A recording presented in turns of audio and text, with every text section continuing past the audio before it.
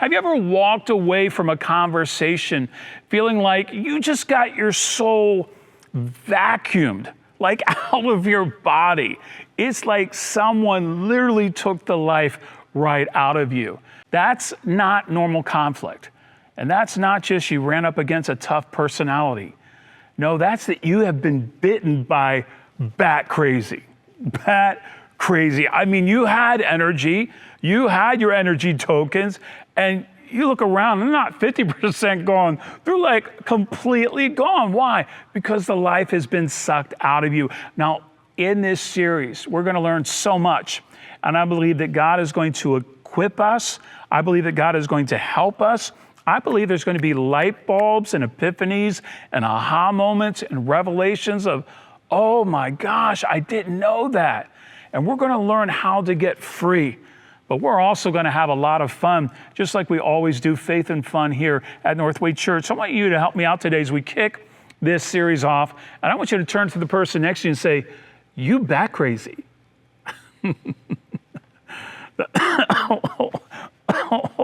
That makes me laugh and cough.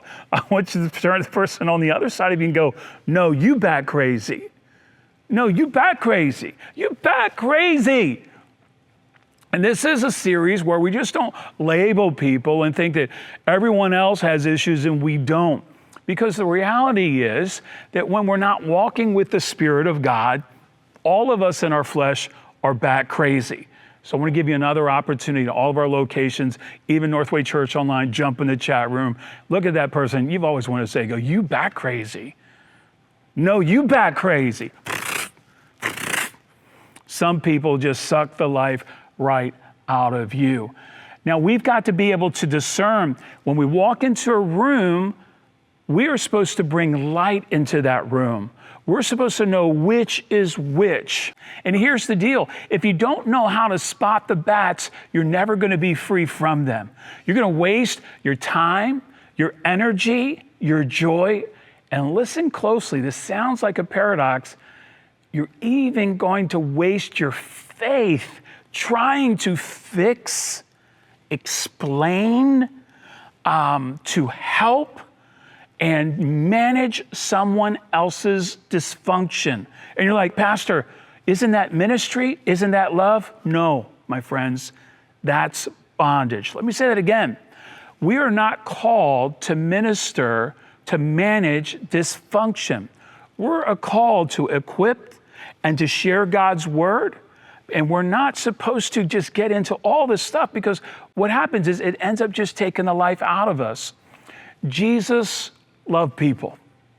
And can I ask you a question today? Has anyone ever loved people the way that Jesus did?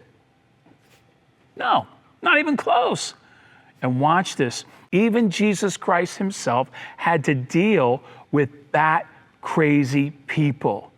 And that's good news for us because Jesus modeled how to navigate them without losing your mission, your energy, or your peace.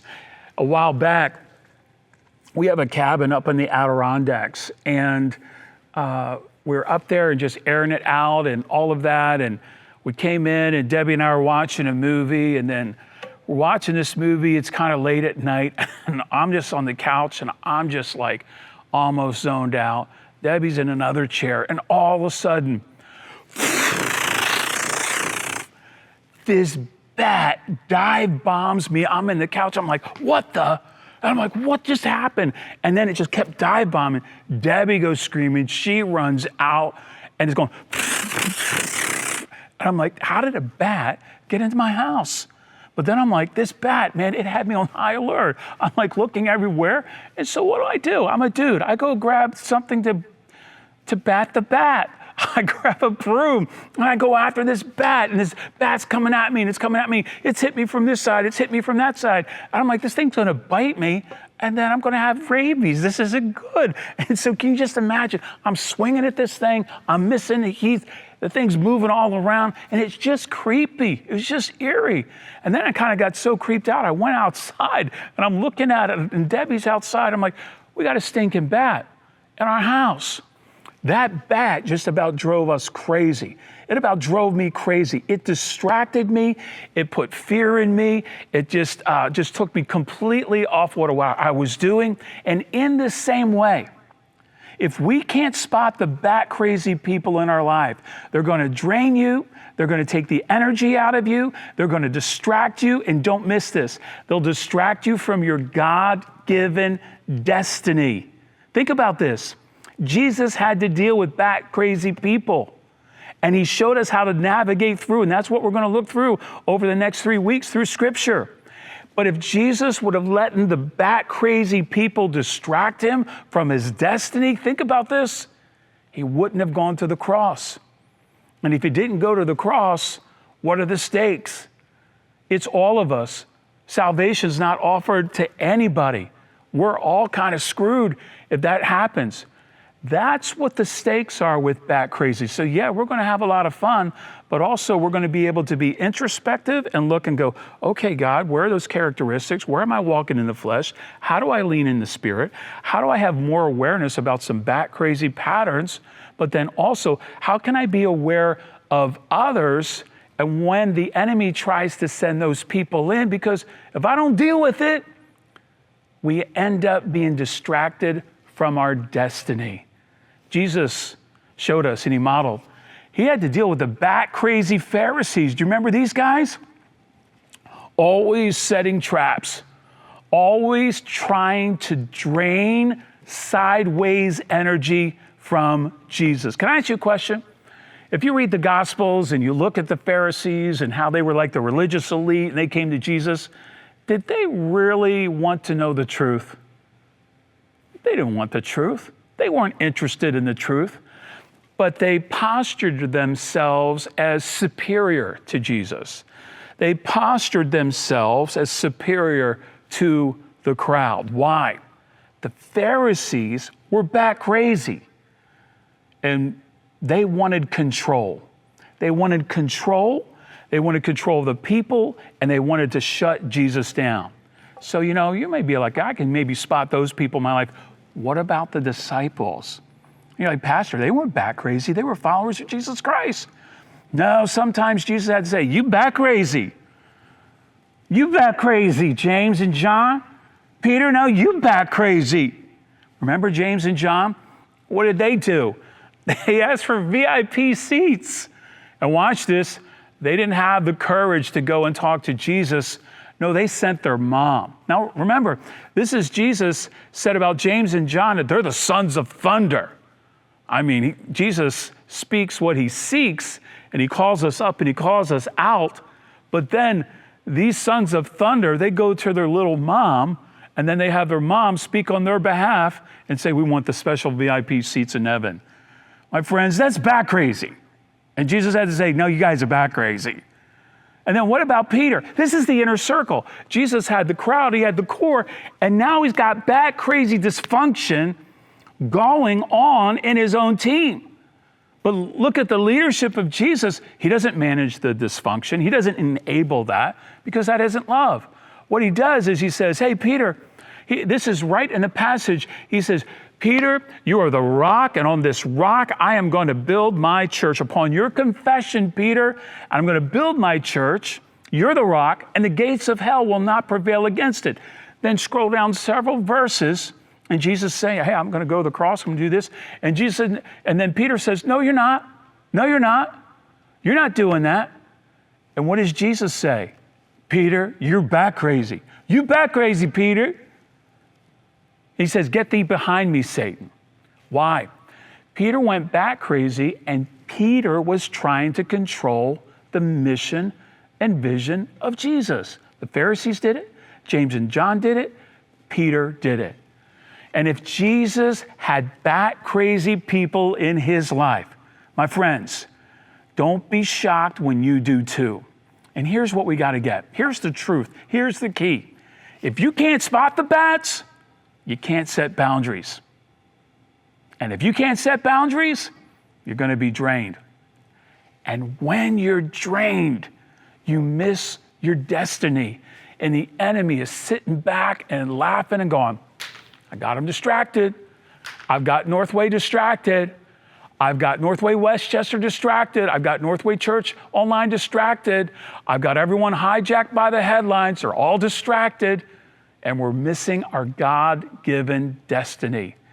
You can't fight for your future if you're bleeding out in the present. Bats everywhere, bats everywhere. We said again, you can't fight for your future if you're just bleeding out. And so many Christians and believers are just bleeding out today because you got bat crazy people around just biting them everywhere. And so we need to understand that there's characteristics of bats. And this is just bat crazy people. It's beyond just dealing with difficult people. And I've done some studying and all of that. And sometimes you get into a level of bat crazy of just narcissistic behavior. They're really, really bat crazy. And what do they feed off of? How do you identify them? How do you spot the bats in your life? How do you just know it's okay, they just had a bad day? One, they feed off of your attention. It doesn't matter if you're happy. It doesn't matter if you're sad. It doesn't matter if you're angry. They simply don't care. They don't care if they hurt you. They don't care if they help you. As long as they are the center of your world, they're satisfied. Pharisees, classic narcissistic people. They're throwing trick questions at Jesus, trying to bait them into their drama. Bat crazy doesn't care if you clap or if you cry, as long as you're looking at them. Let me say it again. Bat crazy behavior, they don't care if you clap or you cry, as long as you're looking at them. So they feed off of your attention. How do you spot the bats? You got to look at who are the people that just always want your attention. The second characteristic of bat crazy is they gaslight.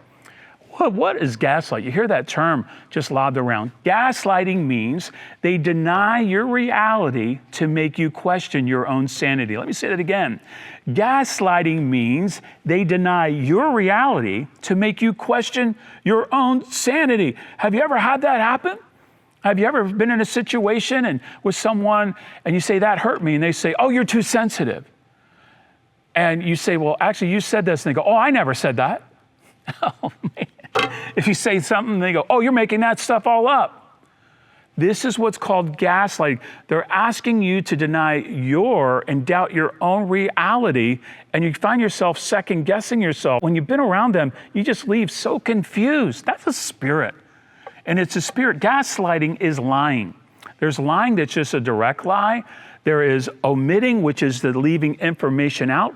That's a part of gaslighting. And there's gaslighting, just try to confuse you on what even the truth is. The Pharisees did this to Jesus. They accused him of breaking the law. This is Jesus. This is the one who wrote the law. But Jesus doesn't get confused.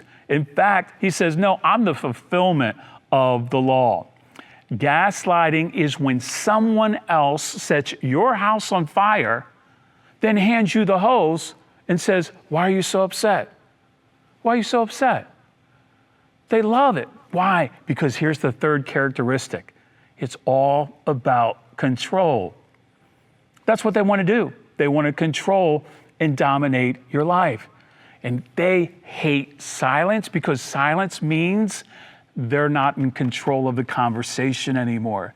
They hate indifference because if you don't react, they don't win. That's why Jesus was so powerful when he flipped the script and he didn't play their game. He answered their questions with questions, and sometimes he walked away. Your silence is louder than their manipulation. I have a confession, is I love to go to fairs. Don't judge me. Don't judge me. Washington County Fair, Saratoga Fair, Schaghticoke Fair. Took my staff and team there. If there's a tent, I'm there. I don't know what that's all about. But one of the things that I do, and I'm a real sucker for this, is I love to play the carnival games, especially basketball. Why? Well, you know, I am in the Hall of Fame. I don't know if you heard this. I should have been rocking my ring today. I am in the New York Basketball State Hall of Fame. I am undefeated in a horse. Why? Doesn't matter how old I get, I can still shoot. See the three? Be the three. Shook 'em, shred the net. So when I go there, I'm like, oh yeah, bring it on. I take out my cash, boom, $5, $10, let's go. I'm going to show everybody. Because on my home court, I can hit free throws all day long. I can go 10 for 10. That's not a rare thing. I think maybe my worst day is maybe 8 for 10. So 80%. So man, I'm going to win. I'm going to win. But then I go to the carnival game and they have this basketball that one, it's lopsided. It's all, then they've got it so overfilled with air that when you dribble, it bounces so stinking high. And then in addition to that, it's an optical illusion, but they take the rim and then they squeeze the rim. It's not a complete circle, it's smaller. So you got this big oversized basketball, and you got this rim that if it just hits anywhere, it's going bong, way out. So I can do this, bong, I can do this, bong, I can do this, bong, I can make this, bong.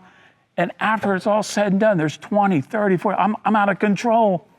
I'm out of control. Why? Because I think I can win. And in the same way, when we're dealing with bat crazy people, we've got to understand where Jesus said that we're wise as a serpent, harmless as a dove.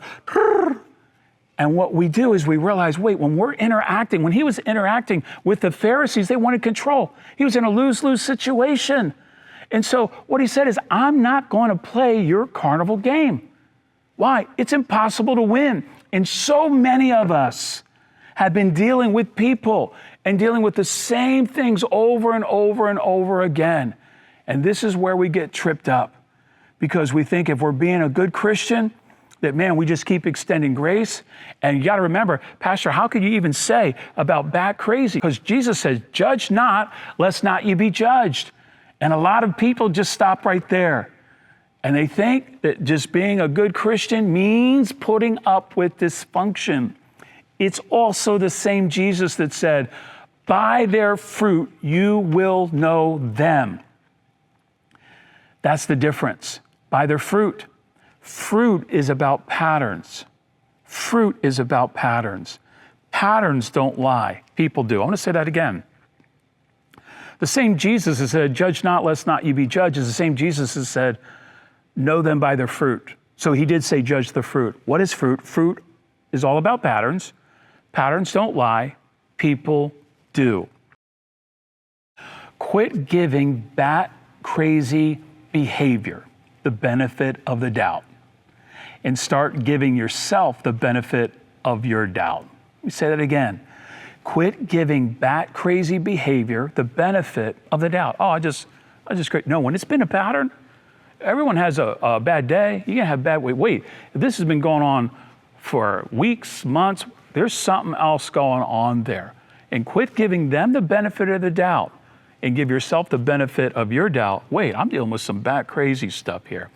Love doesn't mean being a doormat.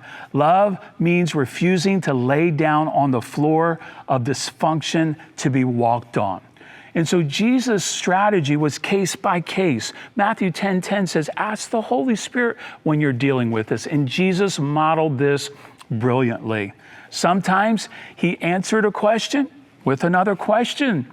With the Pharisees, sometimes he completely ignored them, didn't even answer them. And sometimes he flipped the script. And sometimes he got direct. Get thee behind me, say, you bat crazy, Peter. And just because someone asks you a question, here's the wisdom of Jesus, wise as a serpent, harmless as a dove in this bat crazy world, doesn't mean you owe them an answer. And the big takeaway is Jesus didn't let the bat crazy dictate the terms. And neither should you. Remember Nehemiah and his buddies kept peppering, distracting, criticizing, trying to pull him down to their drama. Nehemiah said, I'm doing a great work. I cannot come down. He didn't bite the bat bait. He stayed on mission. And because he ignored the bats, he finished the wall in record time.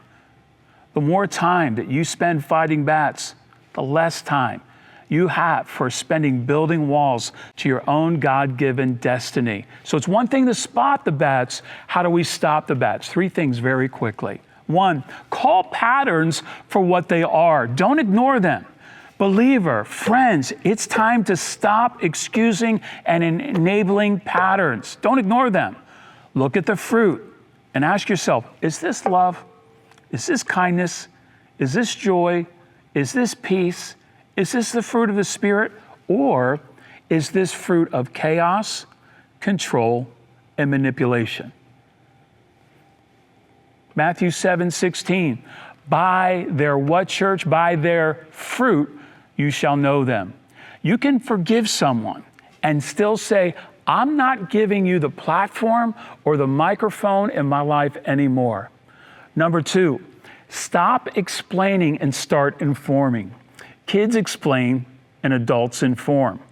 Jesus said, let your yes be yes and your no be no. And then he goes on to say, anything more than that comes from the evil one.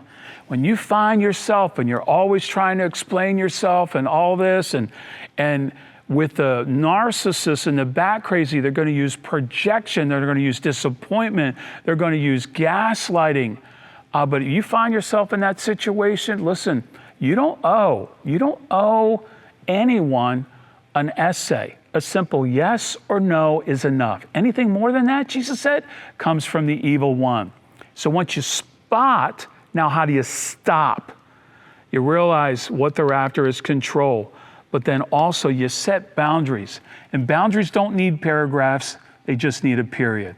And number 3, this is so important, protect your energy. Remember opening up, I said, have you ever been in a room and you left it and then all of a sudden you don't have any energy left? That was intentional, whether they realize it or not. And maybe they've been conditioned that way or raised that way, I don't know. But you've got to guard your energy because you only have so much energy. Quit letting others drain you. You have permission from God. Proverbs 4:23. Let's read it together, church. It says, above all else, guard your what, church? Guard your heart. Why? For everything you do flows from it. Boundaries are biblical. And God's saying, guard your heart. Here's the good news. You don't have to live life drained. You don't have to live your life being manipulated. And you don't have to live your life being controlled by other people or at the mercy of someone that the enemy's put in your life to be bat crazy. Jesus spotted the bats. Jesus stopped the bats. Nehemiah spotted the bats. And Nehemiah stopped the bats. And you can too. So here's our challenge this week. Ask the Holy Spirit, God, do I have some patterns here that, man, I'm trying to control others? That doesn't come from God. We're going to talk about in this series that those are spirits, spirit of intimidation, domination, and manipulation. God never put us on this planet to try to control people. That's not what a position is. That's not what leadership is. That's not the leadership of Jesus. So do we have any of those elements in our lives? And then secondly, is then to look at the patterns and pay attention to those patterns. Refuse to over-explain and guard your energy like it's sacred, because it is. You weren't put on this earth to feed bats. You were put on this earth to fulfill your destiny. It's time not just to spot the bats, it's time to be free from the bats, stop feeding the bats, spot the fruit, guard your peace, and get back to your destiny.